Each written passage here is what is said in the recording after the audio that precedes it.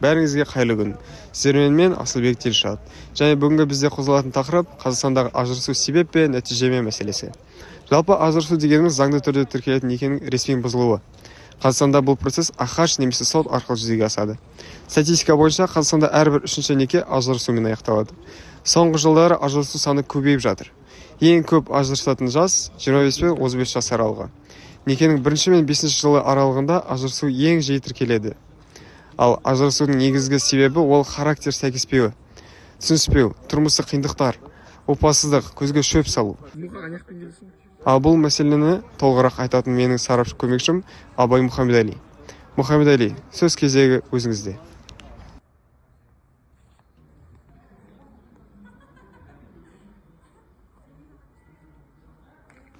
Рахмет, Телшат. Қазақстанда ажырасу қалай жүргізіледі?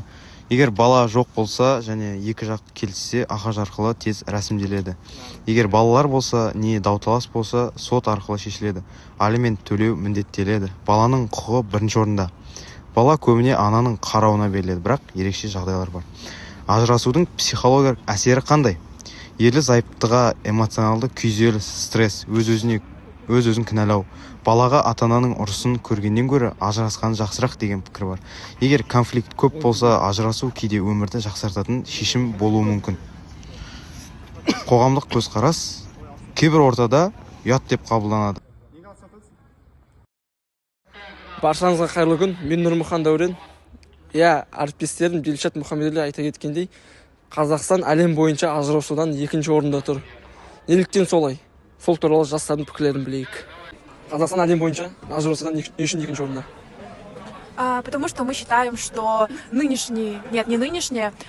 старшее поколение, которые брали в себе в жены девушек, всегда оставались жить дома у родителей. И родители этого мужа всегда препятствовали хорошему и крепкому семейному браку. Поэтому мы считаем, что из-за этого часто разводились пары семейные. Во-вторых, это менталитет, конечно же, потому что у мужчин принято так, что они не должны помогать женщине по дому, не по быту, они не помогают с ребенком. Женщина сама и воспитывает ребенка, и, получается, она бросила свою карьеру ради ребенка, и у нее нет личной жизни, а муж зато ходит, работает, устает, приходит с работы уставший, такой, все готовое, спит, наслаждается, уходит с друзьями гулять, там баньки, не баньки, и это все приводит к разводу. Так что будьте хорошими мужьями, помогайте своим женам.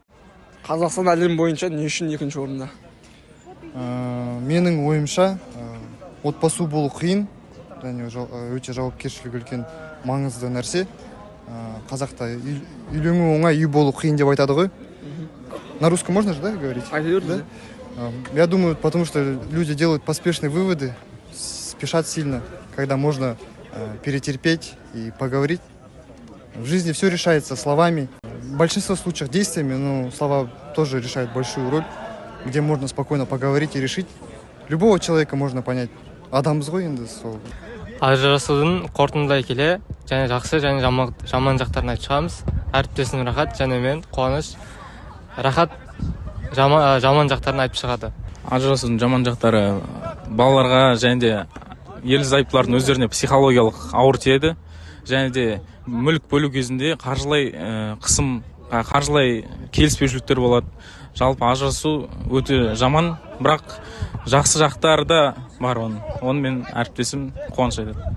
Ажырасудың жақсы жақтары ол сен өзіңді сақтап қалуы мүмкінсің, психологиялық түрде, және өзің еркін сезіне аласың.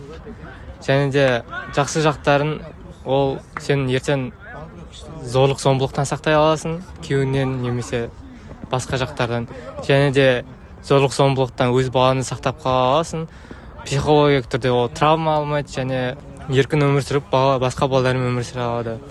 Отбасын сақтап қалу үшін барынша ажыраспауға тырысу керек. Ал егер де ешқандай шешім табылмаса, өкінішке орай ажырасу керек болады. Себебі ол ажыраспаса екі жаққа да және де олардың бала-шағаларына да зиян беруі мүмкін.